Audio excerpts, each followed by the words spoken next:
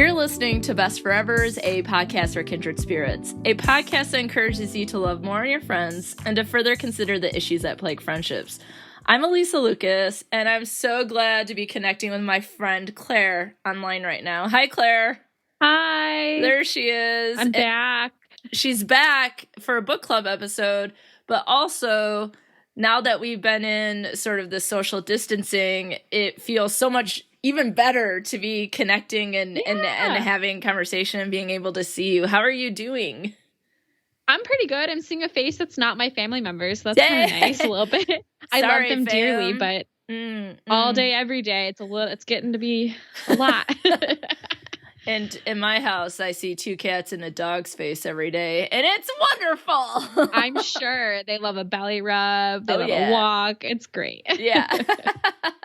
Yeah, so this is, last episode, we actually put a hold on this episode so that I could talk about staying connected and how important that is for people during the coronavirus and being at social distance. And so, hey, if you need to start a podcast and record with friends, this could be a way to connect. Let's go. But so we talked about last time. So today we are back into our book club episodes. And so it's been just a few weeks since we talked about the last book. And this time is exciting because the listeners chose it. Ooh. Yeah. And they kept us on theme. We're sticking with the summer theme. I know. I thought that too. I was like, last time was Camp Confidential. Now we're on Summer Sisters.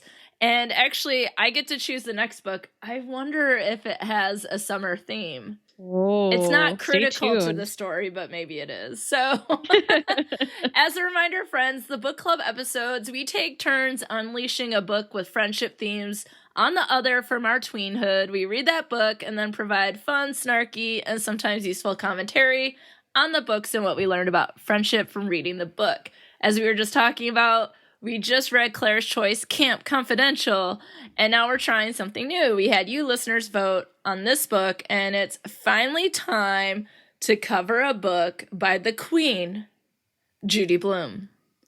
We love her. Oh, good, because that's my first question, right? So the book voted was Summer Sisters, which was released in 1998, and my first question is, have you read any Judy Blume books before? Tell me everything, Claire. I have. I read her middle grade books when I was younger. She had a series called I think it was called Fudge or something. Yeah. They were about this little boy and his brother had a dog named Turtle. That's all I remember of those books. I remember really liking them. Yeah. They're a great time. Judy Blume is the best. My favorite book is probably a little bit older than that, but still middle school sort of age, which I think is a theme. The middle school, high school books really stuck with me. Really sort of shaped how I saw friendship at that time. My favorite book, and it's one of my favorite Judy Blume book, but it's one of my favorite books of all time. It's called Just As Long As We're Together. And it's not going to be the next book we read because we're doing Judy Blume, but it will be upcoming, so we'll read it. No back-to-back Bloom, but it's coming up. I mean, I would love to, but then we're turning into a Bloom podcast, and that already exists.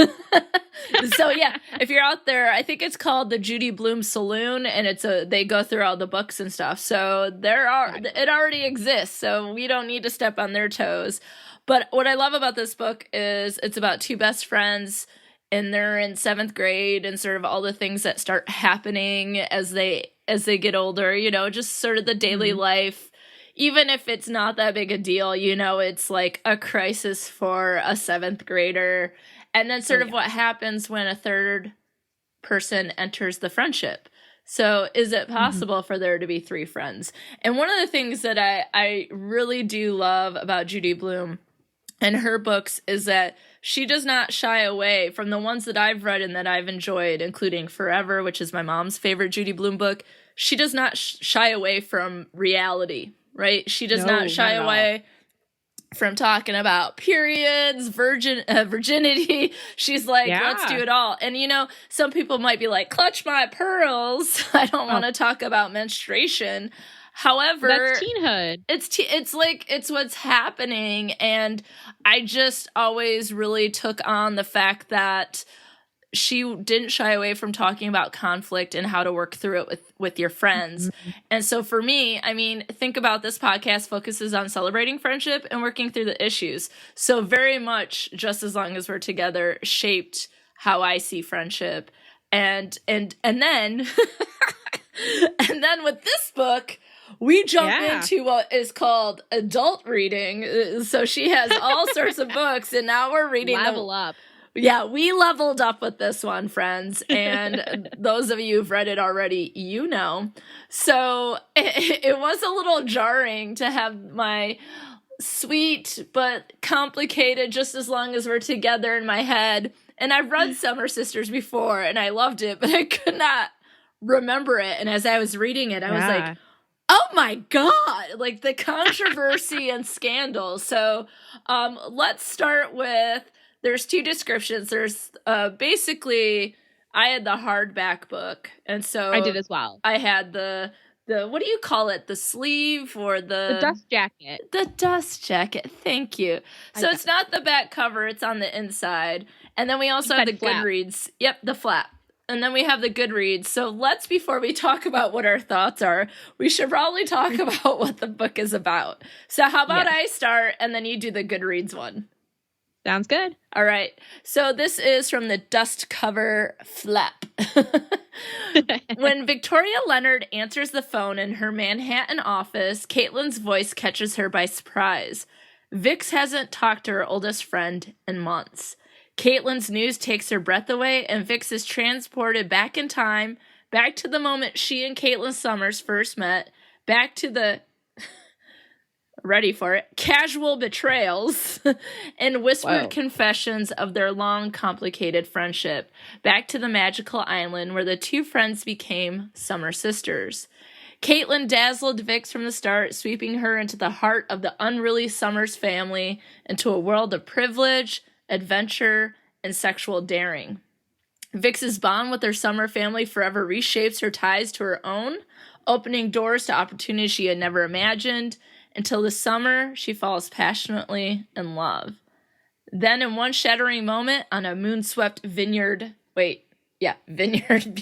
You're good. I was like, that doesn't seem right. Everything changes, exposing a dark undercurrent in her extraordinary friendship with Caitlin that will haunt them through the years. As the story carries us from Santa Fe to Martha's Vineyard, from New York to Venice, we come to know the men and women who shape their lives. And as we follow the two women on the paths they each choose, we wait for the inevitable reckoning to be made in the fine spaces between friendship and betrayal, between love and freedom. Summer Sisters is a riveting exploration of the choices that define our lives, of friendship and love, of the families that we are born into, and those we struggle to create. For every woman who has ever had a friend too dangerous to forgive and too essential to forget, Summer Sisters will glue you to every page, reading and remembering. Ooh! Whoever wrote that, got a lot happening. A lot happening in 4 short paragraphs. So let's see if you can add in some other magic from the Goodreads description. Sprinkle in some details. Yes. All right. So, in the summer of 1977, Victoria Leonard's world changed forever when Caitlin Summers chose her as a friend. Dazzling, reckless Caitlin welcomed Vix into the heart of her sprawling, eccentric family, opening doors to a world of unimaginable privilege, sweeping her away to vacations on Martha's Vineyard, a magical, windblown island where two friends became Summer Sisters. Yeah, dot. Oh, gosh, we're all the way back to our first book club episode. Oh, Sweet Valley High. Yeah. Love it. Yes.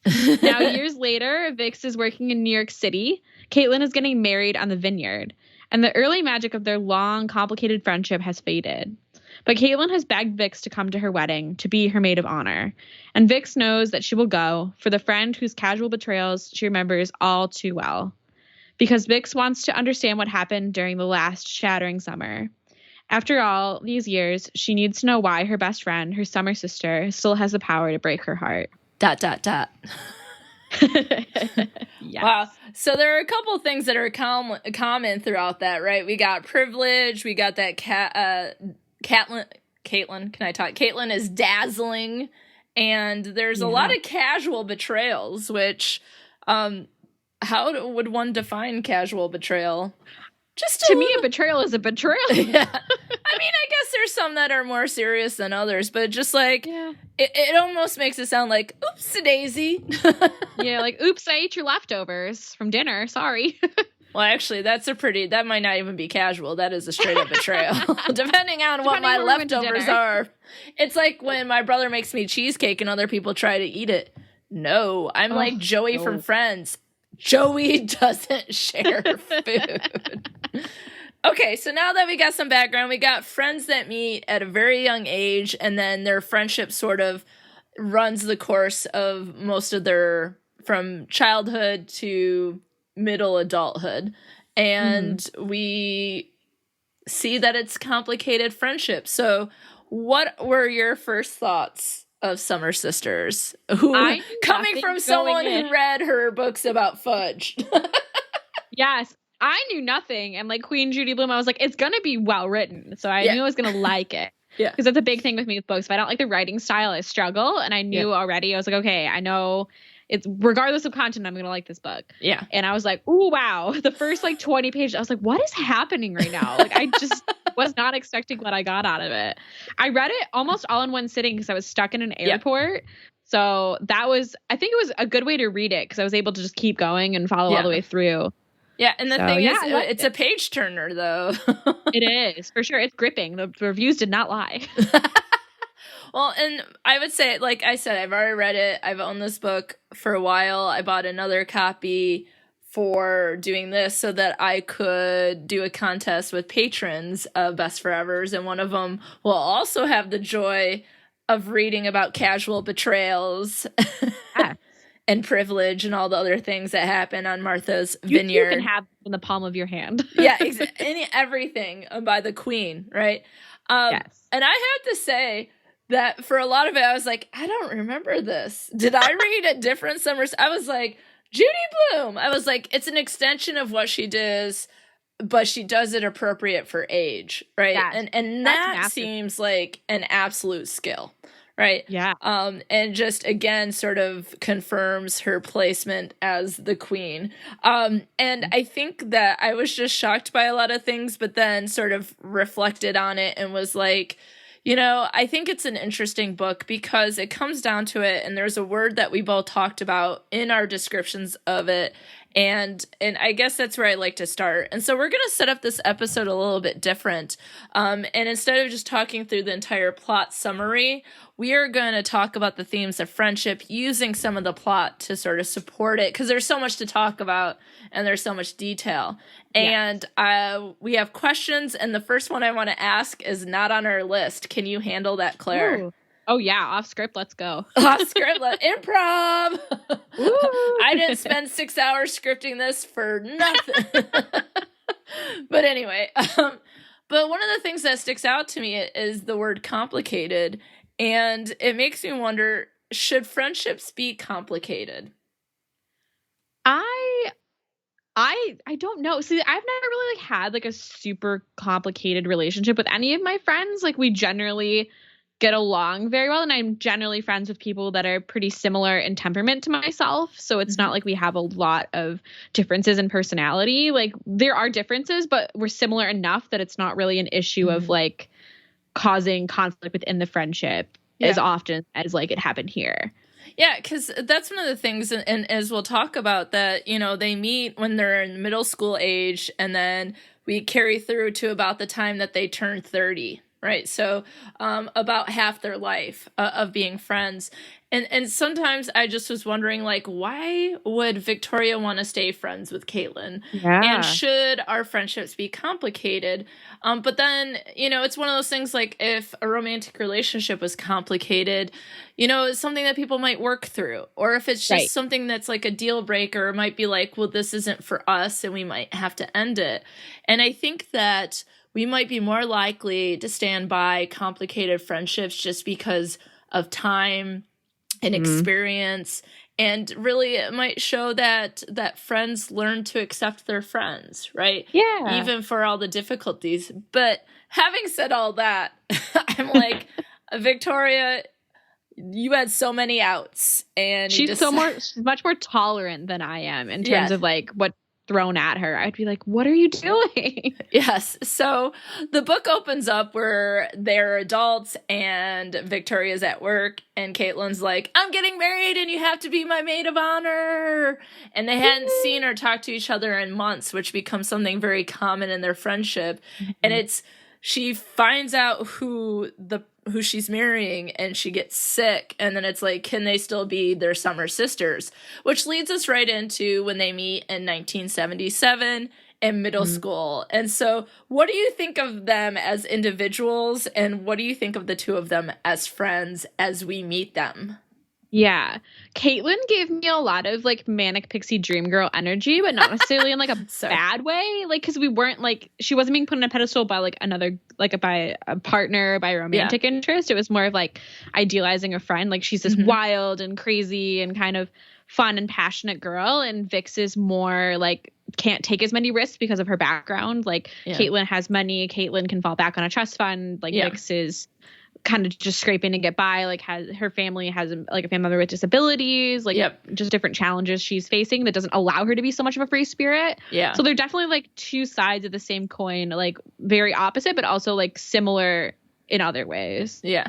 Well, it's one of those things because like the description talks about Caitlin being dazzling. It's just like people are enamored with her. Like they're just, she's, and in middle school, that's saying a lot because as I always say, everyone's weird and ugly and nerdy in middle school. But here's Caitlin Summers like kicking it like, hey, girls want to be her, boys like her, you know, and I think that you're exactly right, that they're very different. Caitlin's parents are divorced. Her dad, whose name is Lamb, like Lamb, people call him Lamb. And then her mother, I think, is Phoebe. They have money, but they're also very sort of like, they are those free spirits. I think at some point, Victoria in the book describes the dad as a hippie and just kind of in their own worlds and that sort of thing. And you know, Caitlin has the money and she can kind of do what she wants. And her mom's in New Mexico, her dad's somewhere else. She stays with her dad at Martha's Vineyard in the summer, and that's the tradition. And she's just sort of like spontaneous, and she can just do what she wants. And it says, Caitlin's described as scrappy, fearless, and had a smart mouth. And then there was that smile, that laugh. So there was something that really stood out about her that everyone is sort of drawn to. And then you have Victoria who's like sitting in the back, like shy, quiet, doesn't even say her name. And the thing about it is her family, like you said, her mother doesn't seem very nurturing or emotional. Or she's very concerned about Nathan, who has muscular dystrophy. The other two kids don't seem to give a crap about anything. And the dad seems to be a little bit more overrun by the mother. And Victoria, as the oldest, has a lot of responsibilities with her siblings. And there doesn't seem to be a lot of support for her. It seems like a lot of the attention is on Nathan with muscular dystrophy, which makes sense. And she but the mom just doesn't seem connected to anyone. No, I think the mom's really just struggling with the like having to be like, because her mom works a job where she works for like a rich older woman. Like her job is very demanding. Then she comes home and her home life is pretty demanding, having to take care of the family. Like the dad seems to be working a lot too, but doesn't seem like he does a lot around the house. So a lot is falling on that mother. And I think at this point, like when we meet her, she's definitely run down and having to deal with all of this. And I think starting to realize that she's turning out to be a lot like her mother. Victoria's grandmother, which she doesn't seem to enjoy very much. But what you see is that Caitlin chooses Victoria to be her friend, and she's the one who calls her Vix, and then everyone else does too. And so it's like she can't believe how lucky she is to have been chosen by Caitlin, because everyone else worships her, but it's Caitlin who is enamored with Victoria. And so then it comes, do you want to come for the summer to Martha's Vineyard to stay with me and my dad? And so let me ask you this. Would your parents ever let you go with a friend's family for a summer, July to Labor Day? So If they essentially 2 knew the months. friend for like a long time, like, yeah, that might be possible. But like, they just met that year, hadn't they? Like, she was new to school or something. Like, my it parents was would never. within weeks. So you're coming into Martha's Vineyard, and she's like, "I've never seen the water. I live in New Mexico." Yeah, like, that's wild. Yeah. I mean, I don't remember ever doing that with friends for like that long a period of time, like maybe like a weekend or something. But yeah, that's ooh. Well, and that might be even a no-go in my house. yeah, well, I even think just like how much parents might spend time thinking about whether or not their kids can do a sleepover. And then even I've done weekends with families and stuff like that. And sometimes like, and maybe it was just me, but it also feels weird to be part of someone else's family. Like you're just like, I'm with you and I can't really go home but we're having fun. But it's like, and I also have to like be well behaved because you're not my family. Exactly. So like I'm kind of like walking the line of like, I'm having fun, but I'm also like making sure I'm very polite at dinner. Yes, ma'am. No, ma'am. Yes, sir. No, sir. Yeah. But what you see is that she asks her mom, who at first is like, that's ridiculous. But then they talk to Lamb, Caitlin's dad, and then the Victoria's parents talk, and they decide to say yes. And some of it you think it's one less child to be responsible for. And I think for Victoria, it's all of her dreams come true to be able to go and live this life and have this freedom that she's never had. Her own person. Yeah. A little bit. So what you see in this book is for the first several portions of the book is each summer, from the first summer to the second, to the third, to the fourth. And so it becomes a tradition. And at first they start doing just like, silly stuff, like, but like things she's like, it was the kind of summer you don't write home about. Vix didn't tell her parents everything because they might tell her that she has to come home. For example, the house was dark and messy. Lamb was single. They hadn't really done a whole lot there. They would look up dirty words in the dictionary to entertain themselves. They danced to songs with socks in their bathing suits to look like breasts. The parents, Lamb and one of the women he was dating, they take him to a nude beach, like, oops. Which that got me. I was like, what? Like, you're on an island. You're telling me that's the only beach that you're going to take these kids to? They're like, what? 11, 12? Like, yeah, oh my it's gosh. like bad idea. But it's also like the woman then partakes in the nude beach, and then later she kind of kicks herself like that was a bad decision. And then we don't really see her a lot throughout the book. She's no longer really his girlfriend after that. Yeah. So bad decision. And then of course that first summer they see some really cute older boys that they kind of just like crush on, and their names are Vaughn and Brew. And she just talks about it being like the best summer ever. And so they spend a lot of summers together doing just kind of like different things, like hitchhiking one summer. Where they worked together. Cleaning service. Yep, the cleaning service. They did some nannying together. They Caitlin has a brother, and then her father started dating Abby, and that came with her son Daniel, and then Daniel would always bring his friend Gus. So there's like all these people going on, so there's different fights and things to be mad about, and Caitlin didn't like Abby, and it's just, but it was still like the best time of their life. And so it makes me wonder, do you have any like long-term traditions like that with friends? Like you live so closely together for a certain amount of time that it is that like maybe only you would understand with your friend because of that time. I mean, maybe with college roommates, because you're only together in that time.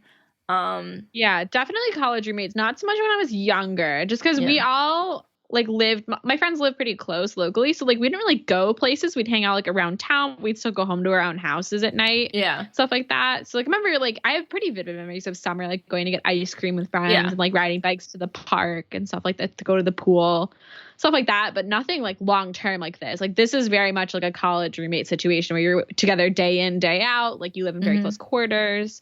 I definitely have like very like vivid memories of my college roommates that seem similar to this. Like just doing so many like fun things together and like going to the movies and just playing cards, stuff like that. Yeah, this is really intense. And I feel like it reminds me also probably a movie to be covered on this podcast at some point is Beaches, like how they meet at the beach and it just became like something that was really intense and something that, you know, not everyone experiences. And so there might be people like if your families went to the lake every year and it was like someone in that area or that neighborhood, like I can't really think of beyond just like sort of basic traditions of like, riding up to get ice cream, riding bikes, you know, riding by the boy's house that you have a crush on, you know, things like that, going to the movies. Like, I mean, it's pretty standard stuff. So I think like there are people who have intense, unique experiences like this that sort of bonds them for life.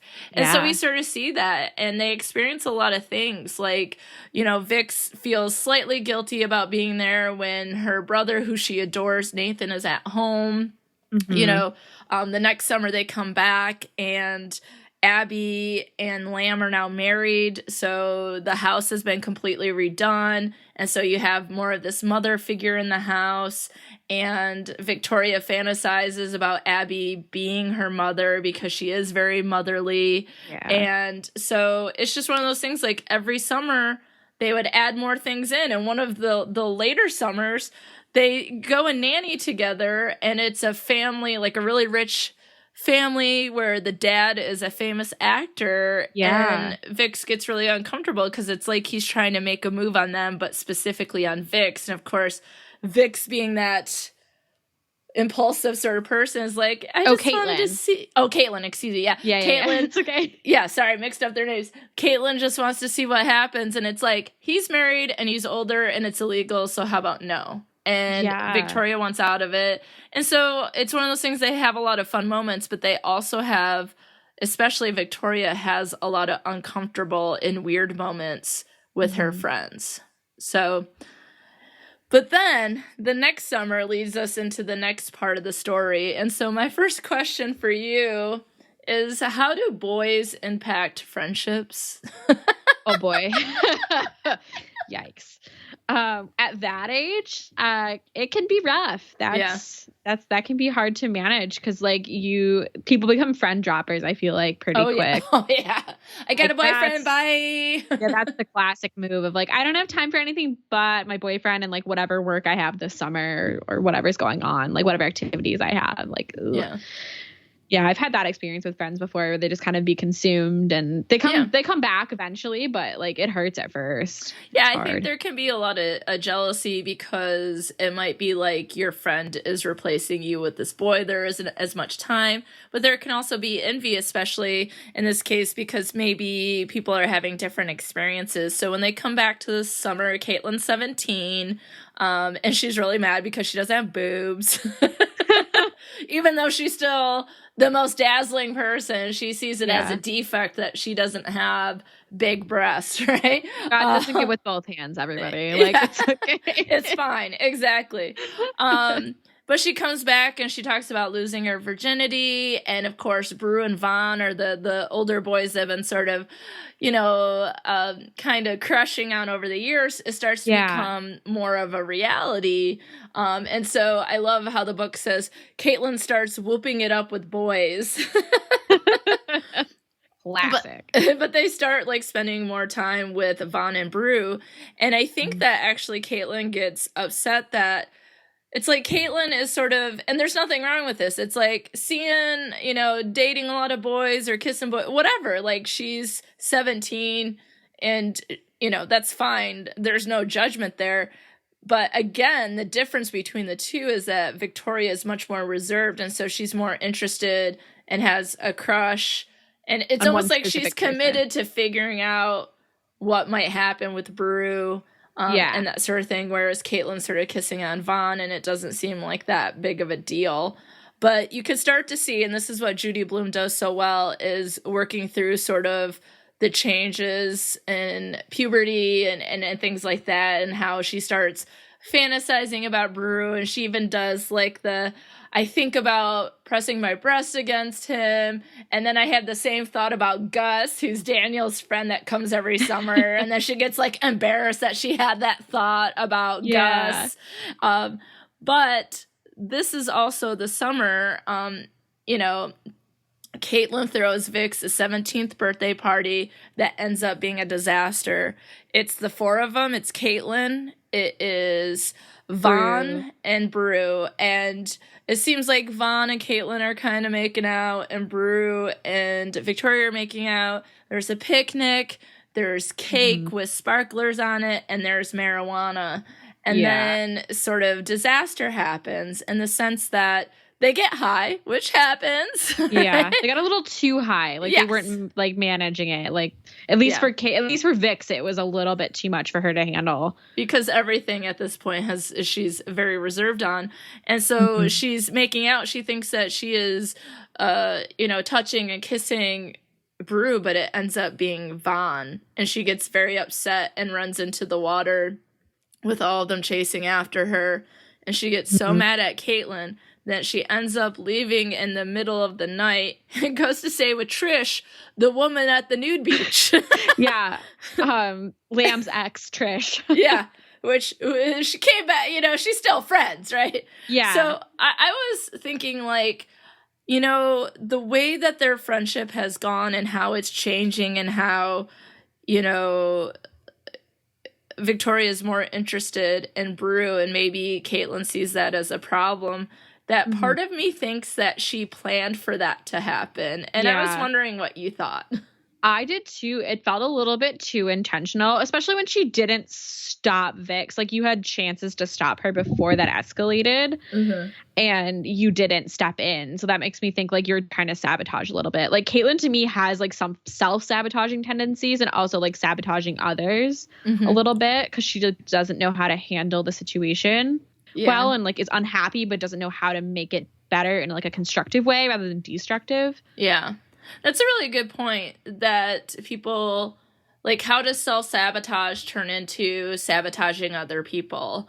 And I think that she might have thought, and combined with age, maturity, always sort of getting what she wants, and then being sort of enamored with Victoria, that she sees Victoria falling in love with Brew and leaving her behind, and she doesn't want that to happen.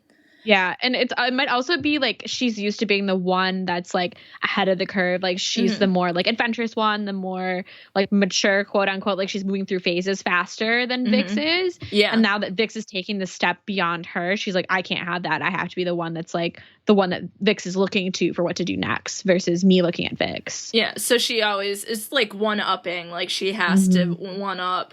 But the thing about it is like they're so different that if she understood her friend, she would know that her friend would be devastated by something like that. Whereas that seems more like Caitlin and not like Vix. Again, no judgment, but in terms of a friendship, knowing that you have a very reserved friend who has a crush on a guy that could very much become a reality because Brew likes Vix back, to somehow ruin that for her is not very friend-like.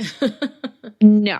Yeah, so that bothered me, and I would not categorize that as a casual betrayal. If she did in fact plan that to me, like, a time to cut out the word cash, right? Like, intent means not casual anymore. Exactly. Yeah, exactly. And maybe that's it. Like, maybe it comes down to intent. Sometimes we do things and we don't intend for things to happen. That's not an excuse, but there are some things that are planned and other things that happen, and maybe casual betrayal is something that wasn't planned.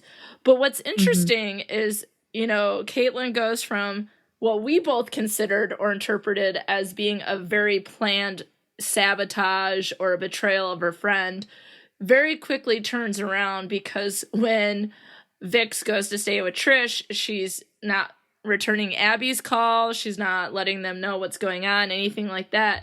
But then Caitlin shows up because Nathan, her younger brother, has passed away. Yeah. And Caitlin goes with her back to New Mexico. And I just feel like you have sabotage to full-on support. And I was thinking, like, does that really reflect friendship?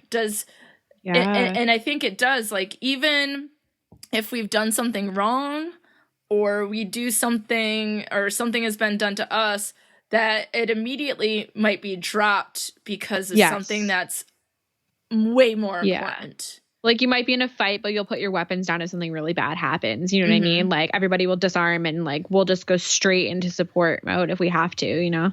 Yeah. And that was a really interesting, because, I mean, I think it really reflects life and how things change, and that there's a lot of things going on. We have things at home, we have things at school, we have things with relationships, we have things with our friends, we have things with the world. Like, Vix was someone that we would see later who was interested in all the presidential elections, just all these things going on, and like how quickly things change. And that even if Caitlin was like, I did this thing, it doesn't matter right now, because what's more important is I'm there for you, because your brother, who you absolutely loved and adored, is no longer here. Let's do whatever we can to help you. And I thought like that was maybe her coolest moment until we got to later in the book, but I don't want to spoil that yet. Yeah, I think that really reflected, like, you don't always have that conversation to make up. Sometimes you just move into the next thing. Like, it's just forgiven by default because the situation necessitates it. Like, you're just able to move forward without having that conversation. I think that's really reflective of, like, I've had that happen in my life. You know what I mean? Like, something happened and then it's like we just move on. We're not necessarily going to have a talk about it, but we know it's fine because it has to be fine now, because it's something more important. And, you know, there will probably be people when Caitlin showed up at the front door to give her the news, because her family called that house, although she's staying with Trisha, to be like, Nathan has passed away. And what's just so kind of Caitlin's family, they bought her a plane ticket. I mean, they're taking her in every summer. They help her get into the private school back at New Mexico. They get her a ticket so she can fly home for her brother's funeral. And then later, soon after its high school graduation, they offer her a trip to Europe to go with Caitlin. Like, this has been a family that's been very generous, and both of the descriptions talk about that Vix has a lot of opportunities, and it is because of Caitlin's family, and because they treat her like one of their own. And I think at some points that is a problem for Caitlin, because she sees them as loving Vix more than her, or like, this is the daughter. This is the daughter they always wanted. I'm not the daughter. I can't live up to it, and that sort of thing. And I have to say, it also reminded me of so on Hulu, the new series with Reese Witherspoon and Kerry Washington called Little Fires Everywhere just started. I read the book, Yeah, the first 3 episodes are up. And I have not read the book, but there is like a daughter, sort of like the rebel child, and it must feel like you're always in the shadow. And it might feel worse because this is your friend who you respect and you like and you love and you adore and all those sorts of things. But then it feels like you're being replaced, and that you're not loved as much by these people around Vix because of that. Yeah. And then on top of that, a real problem in their friendship, the differences between the two comes at that time of the offering to go to Europe. And that is, will she go? And Vic says, no, I have responsibilities. And Caitlin's like, you always say no. And what responsibilities do you have? You have a scholarship. You go to my house every summer. What responsibilities do you have?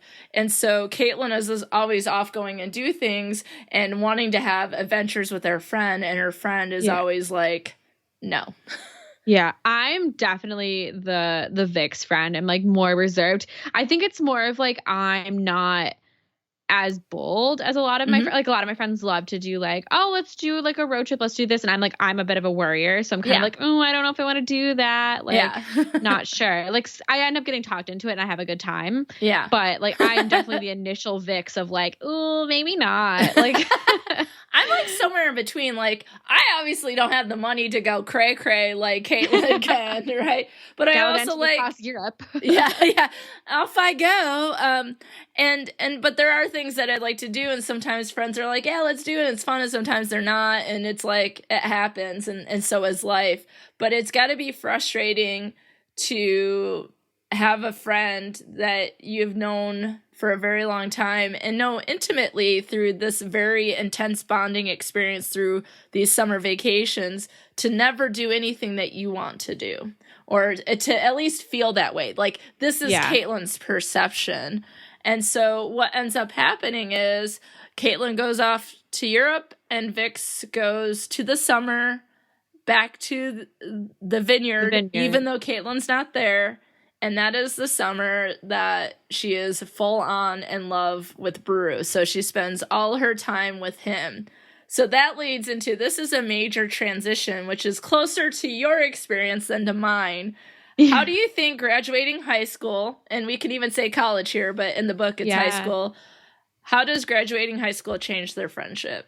Especially, I think it's different with them because Caitlin doesn't go to college and Vix does. And that really diversifies their lives more than like my friend group from high school because we all went to college. Yeah. So we had that in common at the very least. Like we had some kind of commonality to our new experiences. Like, yes, we were in completely different places and completely different like paths in terms of like what we were studying. But like that commonality of like that college experience was still there. Yeah. But I think it definitely changed theirs more drastically because Caitlin was kind of just off living her life at new country every couple of weeks kind of deal. And Vix very much is in a routine of like, okay, she's at Harvard. Yeah, she's at Harvard. She's got a workload, friends. Yeah. Yeah.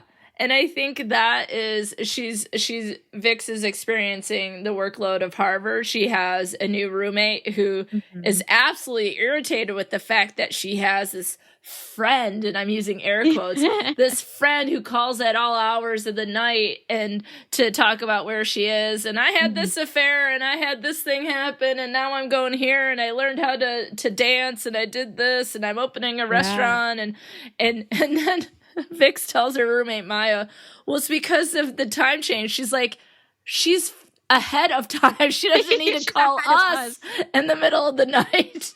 Which I thought was maybe one of the best points of the whole book. Like, figure out the time change when you are at distance with your friends or romantic partner. Right, because she was like, Caitlin's excuse was, oh, it's cheaper for me to call in the middle of the night because the rates are lower.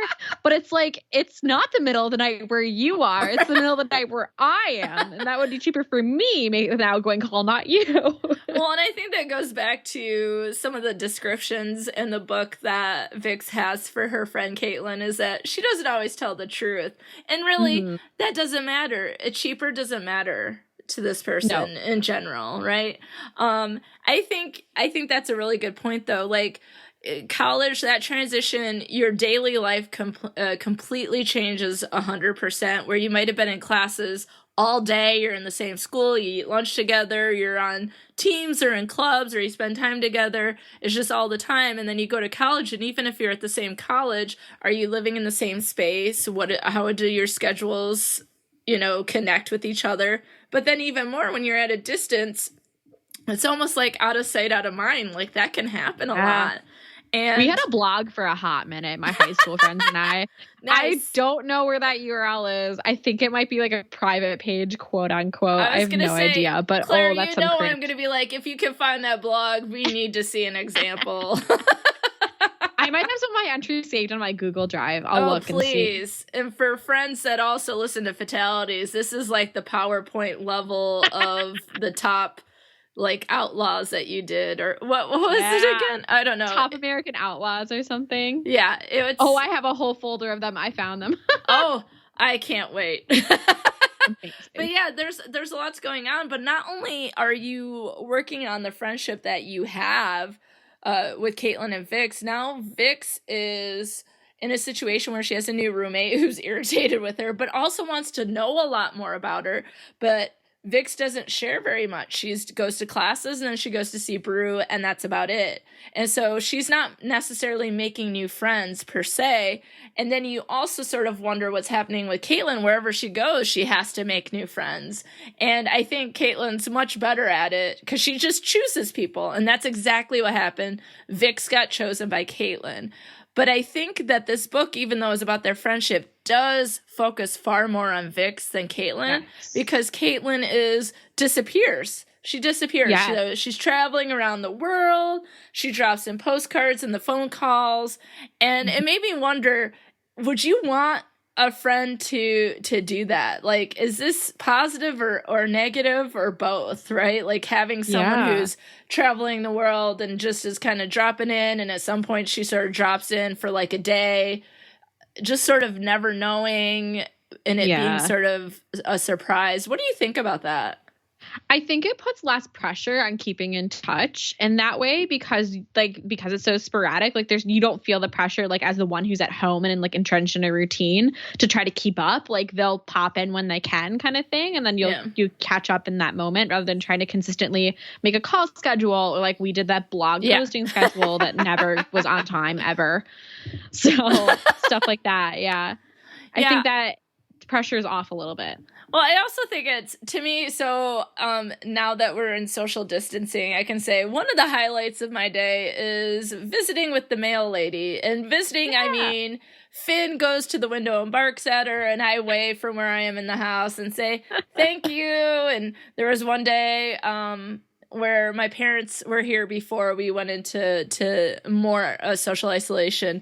And she came up while they came up, and we chatted. She gave me I got a box, and I was like, oh, what is this? Where's this from? Who's this? Excite. So today I saw her walk by, and Finn barked at her, and I waved, and then I went out. And folks, I live in a duplex, so there's 2 mailboxes. So I was like, the mail lady's here. And then I went out. I had no mail, and I was really sad. So I think it is fun to get snail mail. It's fun to get postcards, and I love when people do that. And as a shout out way back to an early episode, friend of the podcast, Nate Wu, who talks about how friends can stay in contact, would say you go to conferences and they send postcards. Like, I love it. So I think there's something. My sister does that. I think there's something super fun about that. And I like the idea that you say, like, there's no pressure, but then there's also this idea of there's no consistency or reliability. So in terms of the things that Caitlin might be going through, she's not consistently in touch with Vix. And Vix, who's starting to have more problems with Brew because of the scheduling and getting closer to graduation. And he thinks that, hey, even if you're at Harvard, you can work at that cleaning business that you and Caitlin did over the summers. And I'll work for my family construction business, and we'll just live on the island, and that'll be great. And he doesn't understand, like, that might not be what she's interested in, and he thinks Harvard has changed her, and he proposes, and she asks him to come to New York because she's about to graduate, and she got a job in New York without talking to him. And he says to her, quote, if you can't say yes to marriage and island life, that's it. I mean it. I've waited 4 fucking years for you. You're almost 22. What's your problem? End quote. Gross. Yeah. And Victoria's like, you don't get it. And he's like, no, you're the one who doesn't get it. And I was like, oh my God. And again, swear words and all. This is adult Judy Blume. Adult. I mean, I have to mark this episode explicit because we're adult Judy Blume. Yes, we are. There's a lot going on, and there's no consistency there. There's no consistency in which she can talk to her friend about this, even if she wants to. And so I think there are pluses and minuses to having people who bop around the world. And it might not even just be like someone who's traveling the world. We all have friends that we don't keep close contact with that can be sometimes just fun to hear from them. But I feel like their bond is as they talked about, is more complicated and stronger, and it's just sort of different, right? Yeah. But so we're moving into the next portion. We're now in 1987 area, and it's after college, and Victoria moves to New York, and both Maya, her roommate, and then Paisley, another girl that she was friends with in Harvard, they all live together in an apartment. And as mentioned, Caitlin just drops in for New York, and it's the first time I think that Vix's college friends have met Caitlin. Well, they call her the phantom friend in this question that you have there. Like, dang, that's cold. Phantom friend, yeah. So, and then this is when they talk about the wedding ring and all this kind of stuff, and she's surprised that Victoria said no, but this is the conversation that you're referring to that I'm like, I had to include it. So it's like, when Caitlin leaves, Maya says, quote, it doesn't take a shrink to see she's jealous of us, of Paisley and me. She doesn't want anyone in your life to be more important than her, end quote. Vix responds, Caitlin's complicated. Maya, we're all complicated. We've all had friends like her. I don't think so, Victoria says. Maya, oh, please. There's a Caitlin in every junior high. You have to get over her and get on with your life. Victoria, I am getting on with my life. And then Paisley is like, she's a phantom friend, but I admire her loyalty to her phantom friend. So it's like that one meme of like, he's not right, but he's got the spirit. It's like, yeah, that's the vibe. So the next portion is like her starting to really build bonds with these friends of Maya and Paisley while they all live in New York and sort of conquer relationships and jobs. Mm-hmm. And Victoria finds a better job, and then she has news that her dad is sick, so she goes home for a bit. And then when she comes back, it's just a little bit later where she gets that phone call from Caitlin. I'm getting married. You must be my maid of honor. And Victoria says, well, it depends on who you're marrying. And then, how did you react to this? Because Caitlin goes, I'm marrying Brew. And I was like, huh? Whoops. I'm sorry. What? Say what now? I remembered his name in the prologue, and I was like, oh, okay. I was like, I'll scroll that away for later. I'm sure that's important. And it really, I did not remember until I read the conversation again when it came up later in the book, and I was like, oh no, that hits different this time. Ooh. Well, yeah. So there's two major things here. She gets called the phantom friend, and then she marries the love of her summer sister's life. I don't even want to say best friend. That might not be her oldest friend or what. So what are your thoughts about her being called a phantom friend? And then the next question is going to be, does Caitlin marrying Brew violate some sort of friend code? Where to begin? Where to begin? We're going to go in order because I have many thoughts. Okay, yeah, let's get into it. Phantom friend, honestly, you're not wrong. Hashtag truth bomb. She's right, and she should say it. Yeah. That's, Caitlin's not there. And her friends in New York are probably like, why are you so obsessed with her? We're here for you day in and day out. We're helping you get over Brew. Victoria really struggled with that. She wasn't having a good time with that breakup. Wasn't over it for a long, long time. Yeah. Was just kind of getting okay with it. And her friends are like, we're here for you all the time. And she's never here for you, but you're always there for her. She just pops into your life. She needs something. You're always you're super there to support her, but she just pops right back out and isn't here for you at all. And I think there's a difference between, I have friends I don't see very often, and we pick up right off the bat as if not even a second has gone by. But this is different because it's they spend all this time together. And again, to use that word, complicated friendship. You have the self-sabotage. You have Vix who's always saying no, but then she's there for him. You have the casual betrayals, and you have all these things. And it's at a certain point, is it just this friendship is no longer useful and helpful for anyone involved? And so I think that's where there's some care or some level of concern from Maya and Paisley in saying that this friendship probably has run its course because it's no longer doing anything good for you. And that's different from saying, oh, I haven't seen my college roommate in 10 years and I can't wait to see her. That's so different from what this is. Right. So, but violation of friend code? Is this a casual betrayal, or are we gonna, upgrade it to worst betrayal ever? Yeah, this is deeply messed up to me. I would be like, "Are you? No, you're not. You're joking. This is not happening right now." Vix just went along with it. She talked about talked about being sick, but she was 100% together on that phone call. All right. And then she got on the plane and went to the wedding 4 weeks later. She's the bigger person. Props to you. I don't know if I could ever do that. If someone did that to me, especially it's one thing if you were close. If Caitlin was in her life more consistently and she watched that relationship happen, okay, we approached it differently. She talked to you about it. Hey, I'm kind of interested in Brew. How do you feel about it? There was none of that. It's all of a sudden out of nowhere, oh, I'm marrying your childhood sweetheart. That's great. Yeah, the love of her life. She had no one, there was no one else. She dated a couple people or had sort of rebound sex after she broke up with Brew, but there was nothing Brew. Although, yeah, there were some problems in that relationship.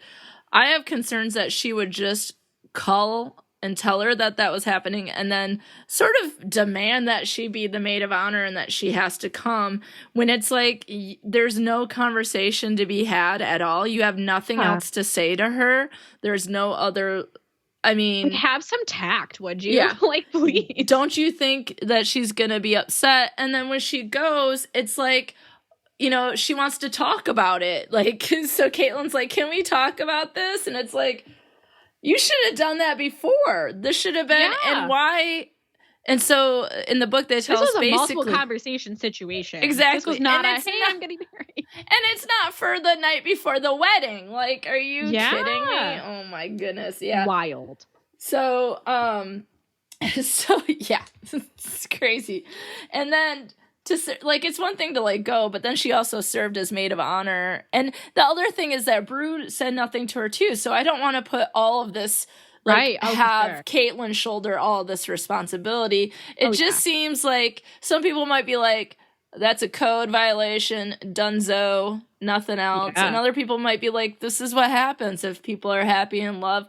But I still think, and then that's fine if that's the case, but there is so much communication and foundation that needs to be developed before all these things happen. We gotta work through something. We're like, can you be the maid of honor at my wedding to your childhood, like, greatest love of your life? Yeah. Like, that takes at least a phone call, like, 6 months prior to that. Like, hey, by the way, I'm seeing him. At least acknowledge the situation. Can I get a postcard from the vineyard? Like, yeah, right? Like, signed by both of you. Like, okay. At least I know you're together. Like, oh my gosh.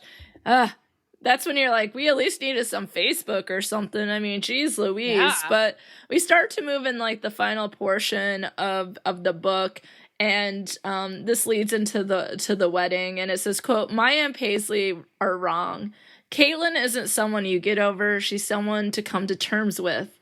The way you have to come to terms with your parents and siblings. You can't deny you ever loved them. Love them still, even if loving them causes you pain. And I think that's a really interesting quote because I think Vix is looking at friendship much like she might with the relationship with her mom or her siblings or anyone else. And I do think that there are friends that are family, but I also think that friendship is a special relationship and that you don't always have to just come to terms. I think there's a level of let's accept people for who they are. But if they are participating in casual and, like, mega casual betrayals. Drastically casual. Then there's a difference, right? And so I thought that was sort of an interesting sort of thing. But everyone comes back. So we got her brother, we got Daniel, we have Gus, even Vaughn is there, and he's been married and he has kids, and he doesn't seem happy about it. Yeah. She survives. And Daniel and Gus. Yeah, love them. She survives the rehearsal dinner, but when she gets back to her B&B, Bruce says he must talk to her. He says, quote, I don't know how any of this happened. I don't know what I'm doing with her, what we're doing together. He says it's a mistake, and it's like, why are you telling her? Tell your bride, not me. A bride-to-be. And they don't, like, say it explicitly, but they end up having sex, is what I gathered from it, right? That was the general energy of the situation. Thank you. So in the morning, then, she has to come right back to serving as maid of honor. And so this is, Caitlyn wants to talk to her, and so I sort of pinned a page 367, in which I would like to share, because I think it's interesting. So Caitlyn says, well, about last night, she begins. Oh, God, she knows. He told her. Maybe she should confess now, get it out of the way, beg her forgiveness. What I said in the Jeep, Caitlyn continues as if she's asking a question. When I told you I wasn't sure about marrying Brew, Vix feels dizzy. I never finished what I was trying to say, what I needed to say. You don't have to explain, Vix tells her, hoping she won't. Everyone gets last-minute jitters. No, it's not about last-minute jitters. It's about Brew and me. Vix holds her breath. She's never regretted anything the way she regrets last night. If only she could take it back. Always wanted what you had, Caitlyn says. Vix says, you're the one who had everything. That's not the way I saw it. You were the daughter Abby always wanted. You were worthy of Summers Foundation scholarships. You even had breasts. Like, let's bring it back, right? Full circle. So I had to prove I was sexier. I had to prove I could have any guy I wanted, even Brew. Well, now you've got him. And then Caitlin says, I don't mean now, although there's something quaint about marrying your first lover.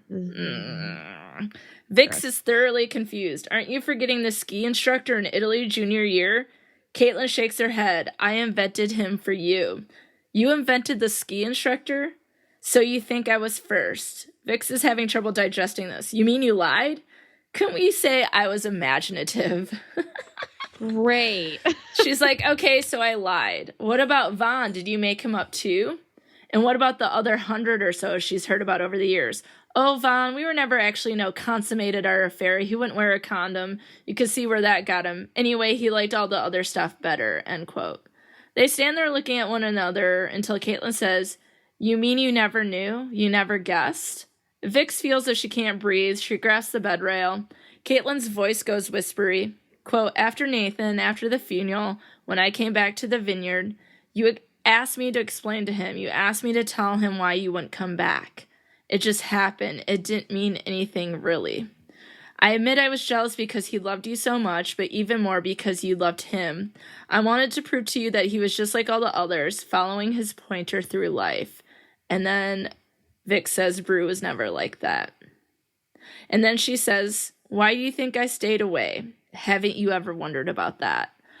So essentially, yikes. Yeah, Vix is finding out for the first time that her friend Caitlin has sex with Brew when they were technically together, and it was after the funeral. So here you go. She sets up that situation on the beach with Vaughn, as we interpreted. The next day, she's off to the funeral for Nathan, and then when she comes back, she sleeps with her friend's boyfriend. So you have sabotage, a lot of super special support for a really trying time, and then sex. What is up with that?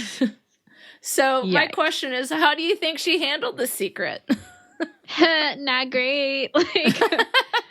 Wow, it's been a long time since this happened. Because, they were 17 when she did that, and they're now 30-ish? Close to 30, maybe 25. Close to 30? Yeah. Okay, 25-ish. Yeah. So, that's a while to keep that. And, I guess it explains why she kept popping in and out, or she's trying to justify it that way. Yeah. You know what I mean? Her being gone so long and, just coming in and out when it's convenient, a couple days here, a couple days there, a couple phone calls. Yeah. But it's why would I guess that? Why would I assume? It seems like it's a part of her personality, right? Why would I assume that we do that to me? You're my friend. Why would? Yeah, that's a horrible thing to assume. And I wonder if Caitlin would assume that her friends would do that to her. Probably. I think it speaks more to who Caitlin is than who Vix is. Yeah, for sure. And I mean, I have issues with Vix because I think, but I think Caitlin certainly has done a lot more damage in this friendship, and so they're off to their honeymoon, and so this is when they say goodbye. Who says a picture isn't worth 100 words? And Vic says 1,000. It's 1,000 words. Caitlin laughs. We were a great team, weren't we? Yes. Caitlin, I'll always love you. Promise you'll always love me. You know I will. And it's true, Vic thinks. No matter what, she'll always love Caitlin. Caitlin hoists on her backpack. Did you ask Brew about that summer? Yes, Vic lies. Caitlin nods. Did he tell you the truth? Yes, another lie. She nods again. I figured he would. So their goodbye is always love me, but also, did you talk about your first lover and my first lover about what we did to you when you were 17? Yeah, and Vix also kept to herself that she slept with her then soon to be husband. You know what I mean? It's I guess she probably was gonna tell her until Caitlin revealed that bombshell, and she's like, well, I'll just keep that to myself now because I guess we're even. I guess that's how Vix might see it, as I guess we're even now. Yeah, absolutely. I mean, absolutely.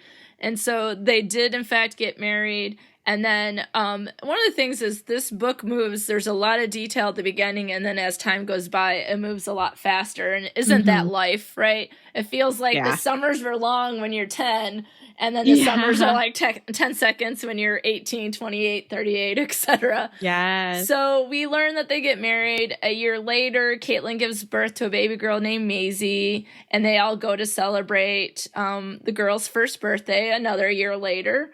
At that time, Caitlin is distant, and Brew is described as being protective, and Vix goes with Gus.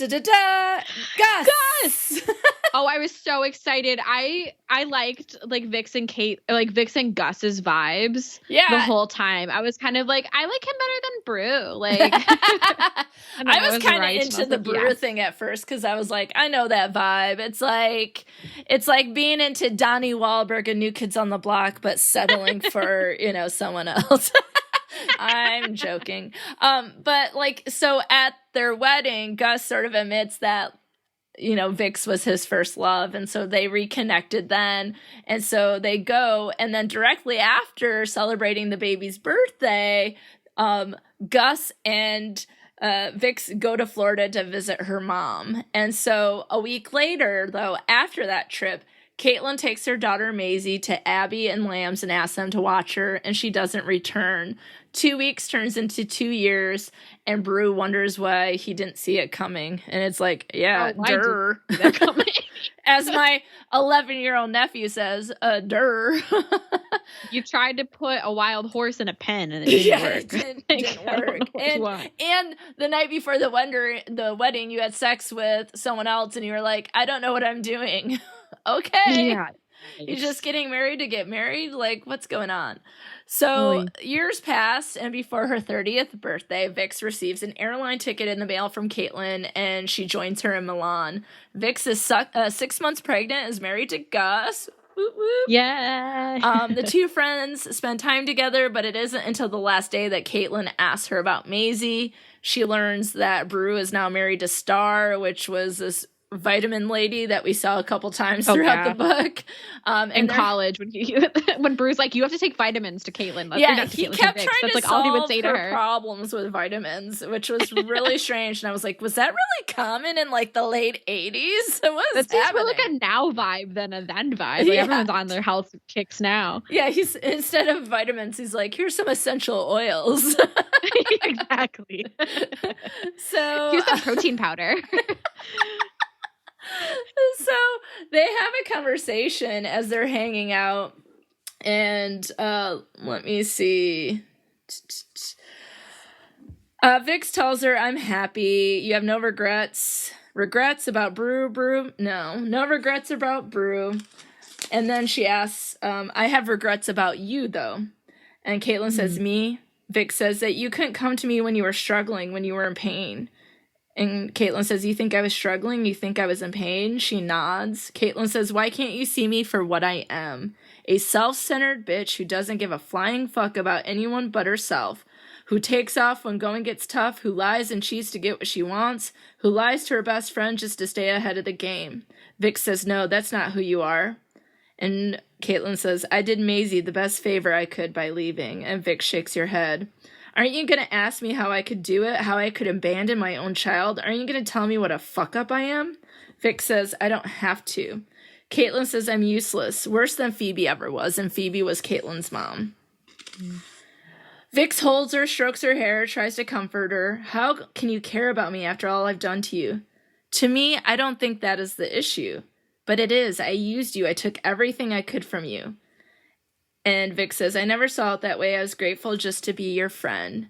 And Caitlin says, then you're a fool. I'm thinking of marrying again. Yikes. And then she goes into saying that the new beau in Italy doesn't know about Maisie, and so she's going to sail over there on her sailboat.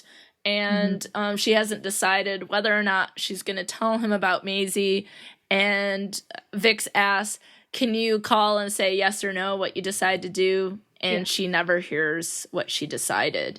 So what ends up happening is a year later, they all return to the island to celebrate Caitlin. There was no storm, and Caitlin's boat was found 2 days after she saw Victoria in Milan. No one could explain what happened except that it appeared she was lost at sea, and Victoria wonders perhaps if her friend is out there somewhere and if she'll get another airline ticket for her 40th birthday. Yeah. That was a crazy wrap up to me. I was like, whoa. But I was not expecting that left turn. But isn't that what, like, Caitlin's always a left turn, though? Yeah, that's true. I should have known better.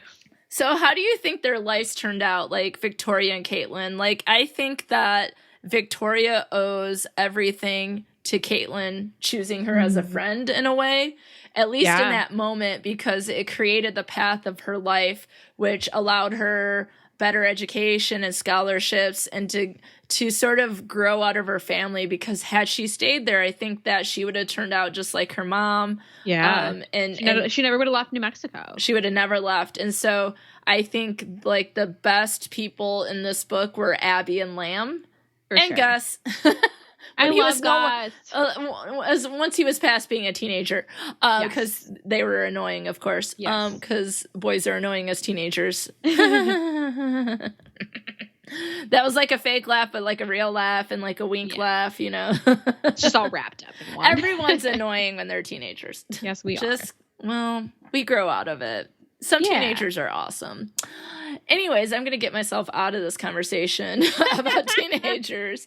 But I really think like Victoria's life was started because of Caitlin. But it makes me really wonder if Caitlin would have chose a different friend. Would she have stayed around more, or was she ended up the way that she did? I don't know. Well, I remember in the very beginning it talked about how like Caitlin had a couple other friends in the beginning come out and try to do a summer at the vineyard, but they didn't last very long. Like they flew home before the summer was up. And Vix, they all expected Vix to do the same thing, but Vix stayed it out and came back summer after summer. So I think she says they just didn't get it, which is like a running theme. Like, do you get it or not? And maybe the idea is like you're just supposed to get your friends.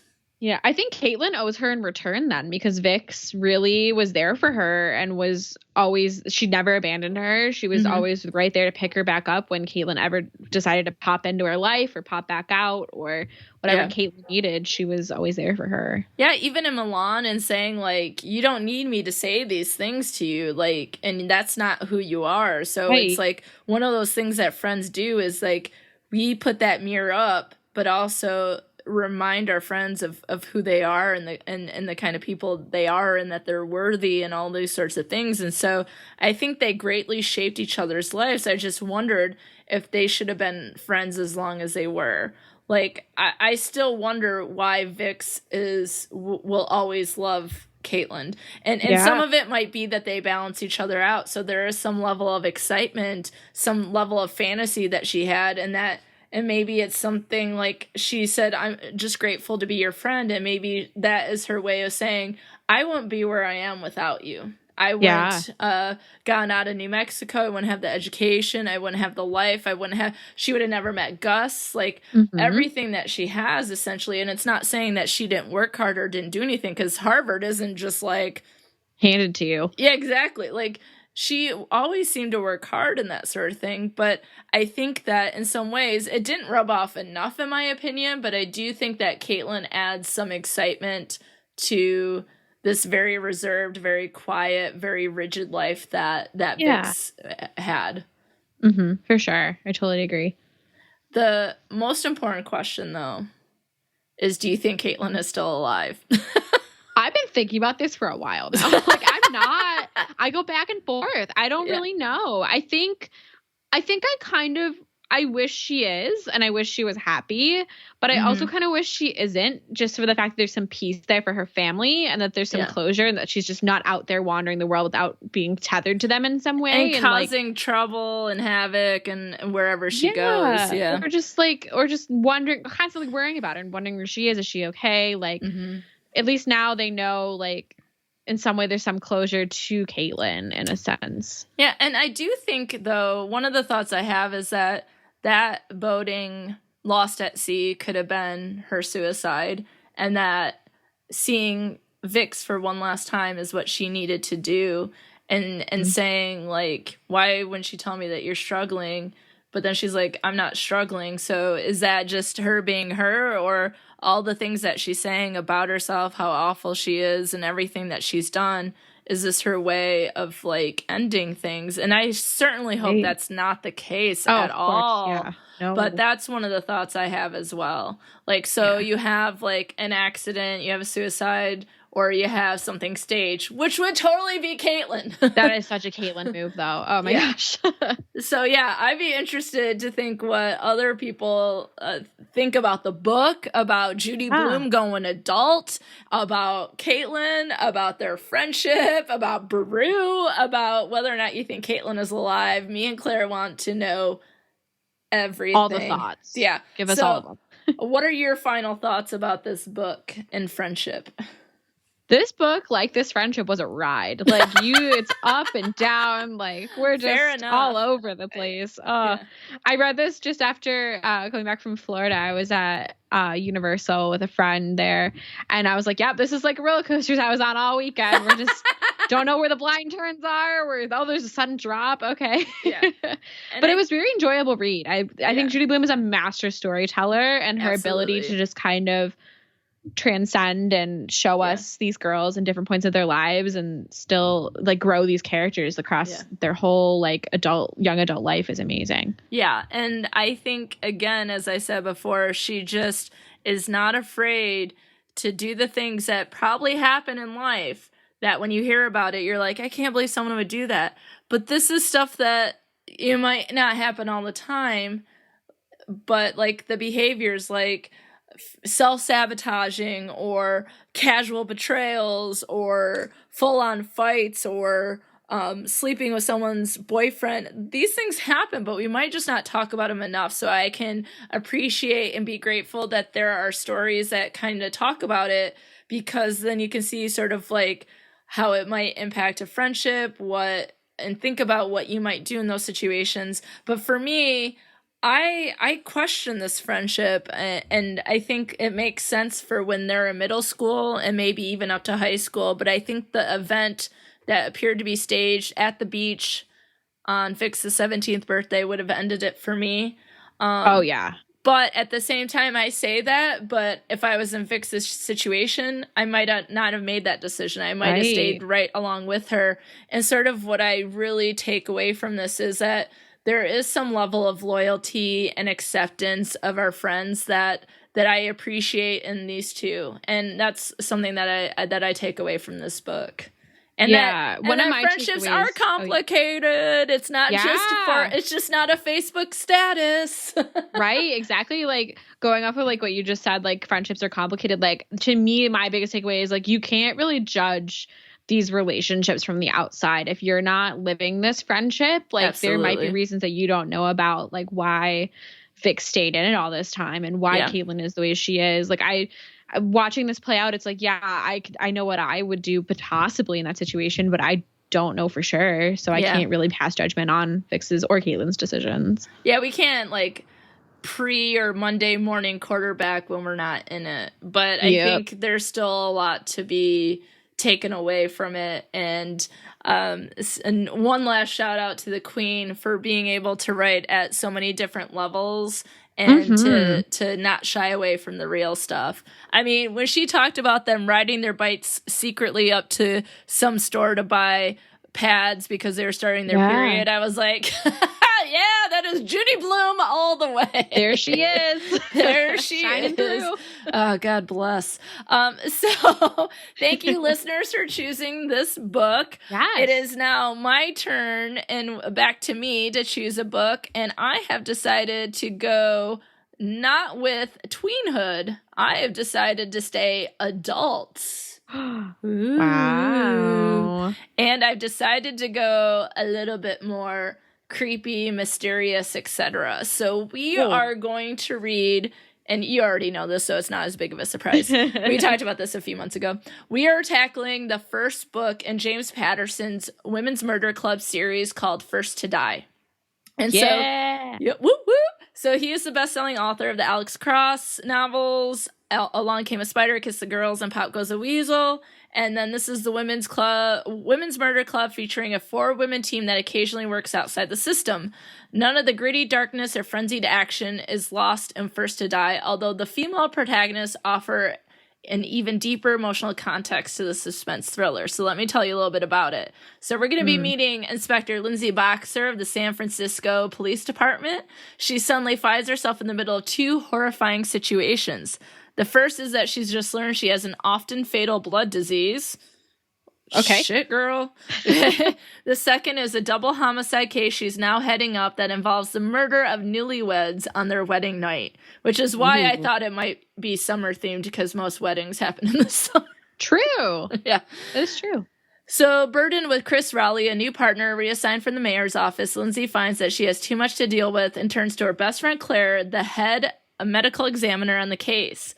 Claire offers helpful advice and human-friendly contact amid a job filled with violence, cruelty, and fear.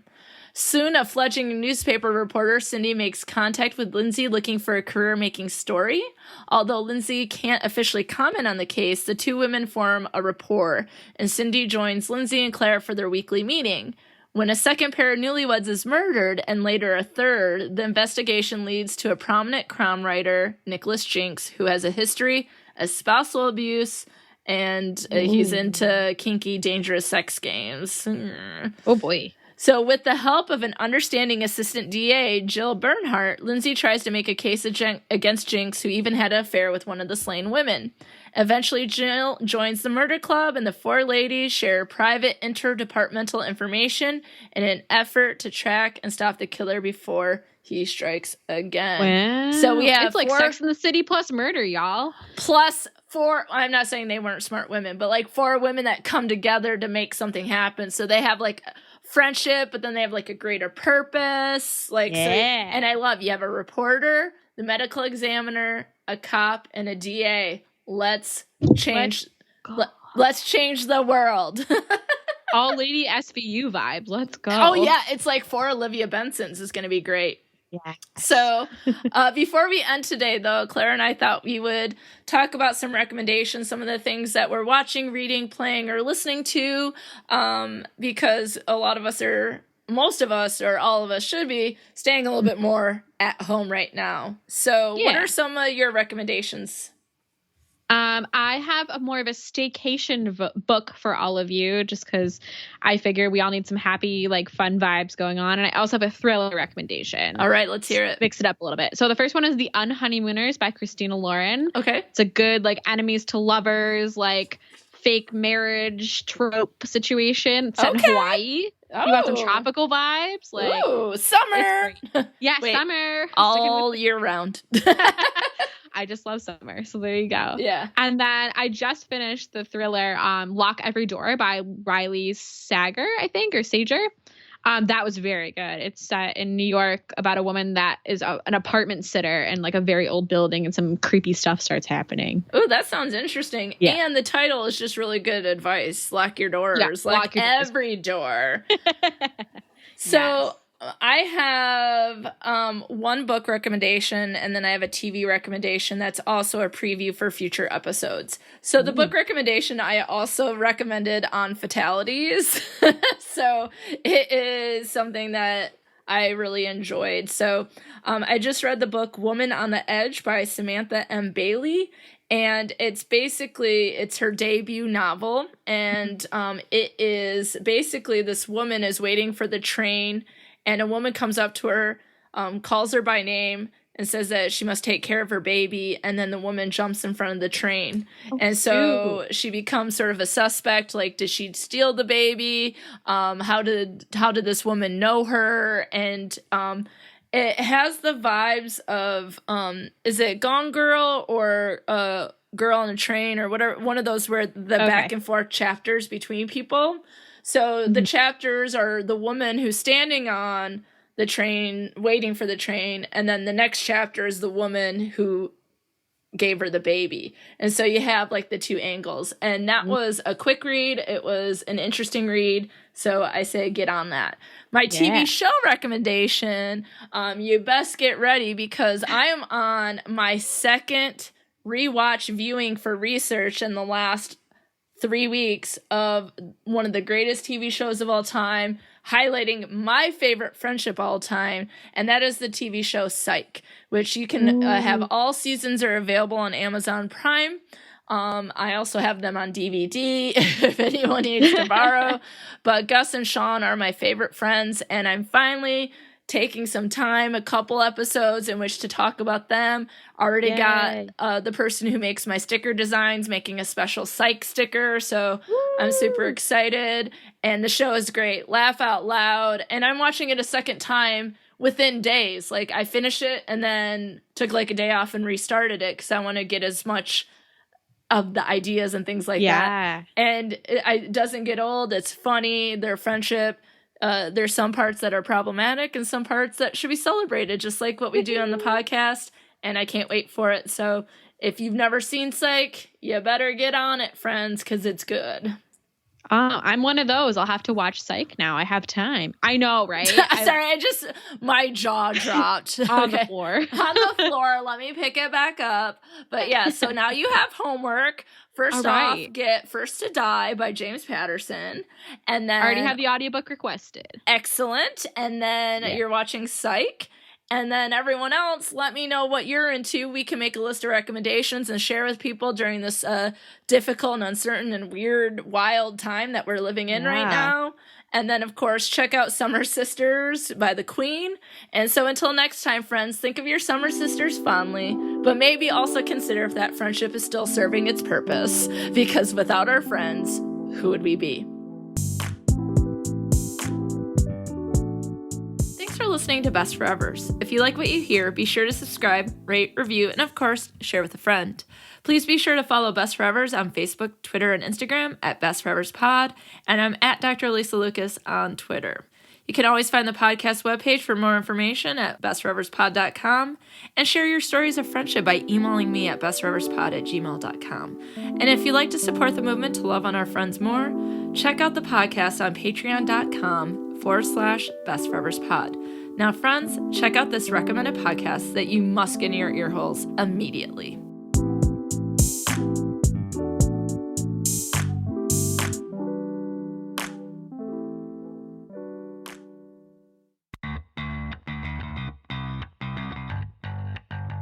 Hey, this is Liz. And this is Heather. And we are Nerdy Bitches Podcast. A show where two geeky ladies podcast their way through pop culture. From movies and TV to our regular book club and everything in between, we bring you our favorite fandoms with a feminine eye. We're talking Star Wars, Star Trek, Harry Potter, DC, Marvel, comic books, and anime. And don't forget sci-fi, fantasy, action movies, video games, D&D, board games, and so much more. Be sure to check us out on Apple Podcasts, Google Play, Stitcher, Podbean, or wherever you find awesome podcasts. You can also find us hanging out on Twitter, Facebook, Instagram, Pinterest, and at nerdybitches.com. Talk to you soon.